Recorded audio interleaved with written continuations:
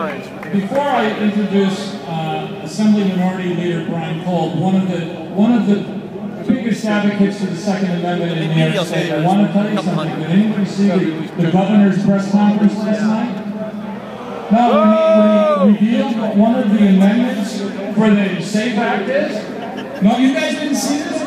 He wants to make it legal for Hollywood to come into New York State and use assault weapons, but we can't. Wonderful, isn't it? Without further ado, I'd like to bring up Assembly Minority Leader Brian Cole. Brian?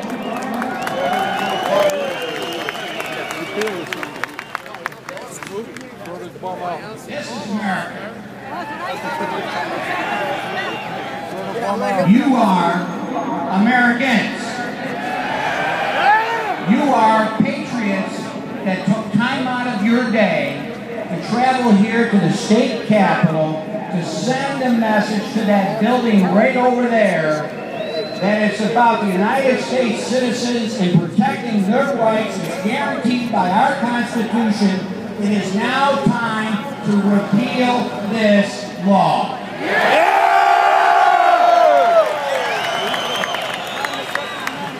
I want to give two thank yous to start.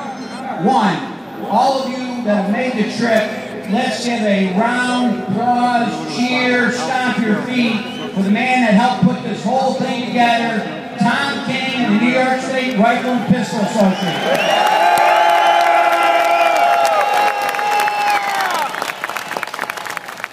You'll be hearing from him shortly. From the NRA, David King, a nice round of applause, please. But the best applause I want you to give, and the loudest cheer, is for you, because I want to thank each and every one of you for taking the time, for bearing the expense, for traveling here away from your jobs and your communities. It matters that you're here because you're the type of New Yorkers that have made this state and this nation great. We thank you for being here to defend our Second Amendment rights. Give yourself a round of applause.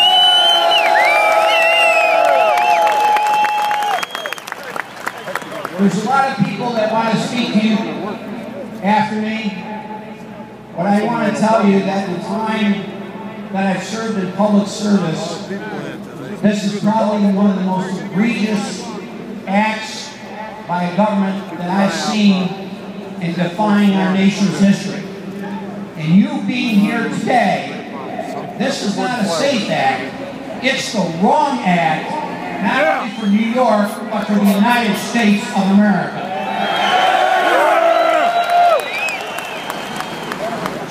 As a member of the NRA, a member of SCOPE, a member of the New York State Rifle and Pistol Association, and a proud carrying, gun-packing American, thank you for being here.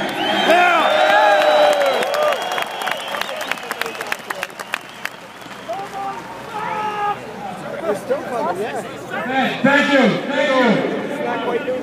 I'd like to, we've got a lot of people backing up, and I was going to say some comments. I said enough beforehand. Steve Alstead, I'll let speak in a minute, but we have to get some people up here. One of the people that I'd like to bring up is a young lady, Samantha Salazar. Samantha, are you here? Here she is. Samantha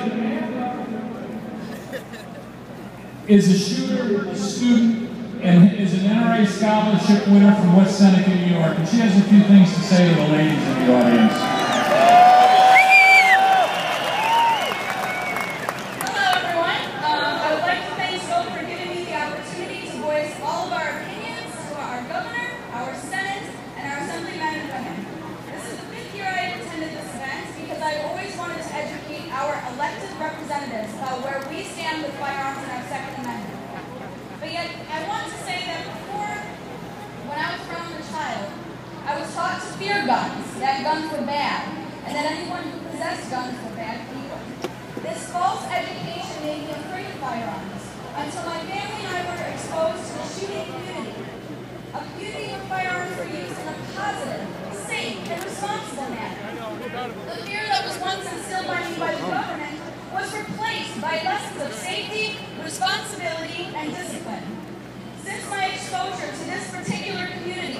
practice of firearms. I have obtained these lessons, and as a result, I continue to apply them every day because it is who I have become. In 2010, I had the opportunity to travel to Washington, D.C. for the first time. And while there, I visited the National Archives where I stood in front of the Declaration of Independence, the Constitution, and the Bill of Rights. The very documents our founding fathers had left for us, the American citizens. While looking at the very foundation of our nation, a wave of responsibility, pride, passion, and tradition swept over me. Our founding fathers risked their very lives for these documents because they were not thinking of themselves, but rather about what this nation, this country, could stand for. They had the foresight to predict the challenges that the future may hold, and in return gave us the chance to protect this great nation from government tyranny. Now it is our turn, as like we are here today. We, as a nation, as a people, must unite and fight for our rights as American citizens. This message is to those who are not aware of why we stand here today with concern and anger over this New York Unsafe Act. This act was illegally rushed through our Senate and Assembly without any public hearing or input from various law enforcement agencies around New York. State lawmakers did not have the chance to review the bill as presented, leaving many questions about the implementation and regulation of this new law. You may ask, why should I get involved? Or why does this pertain to me? But even from a procedural standpoint, the New York Safe Act is both unconstitutional and immoral.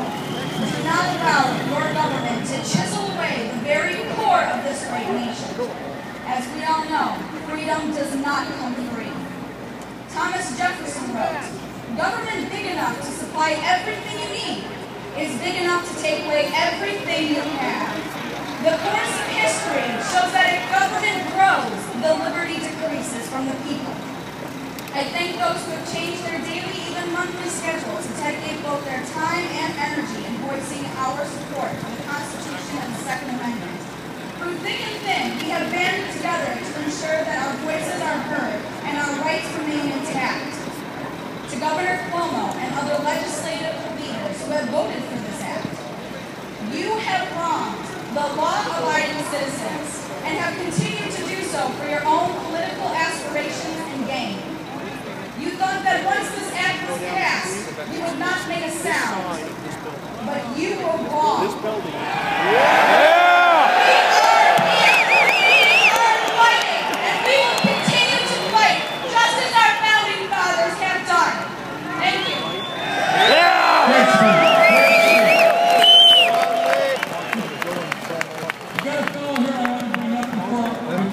Speaks, and this is a U.S. Army vet. By the way, how many vets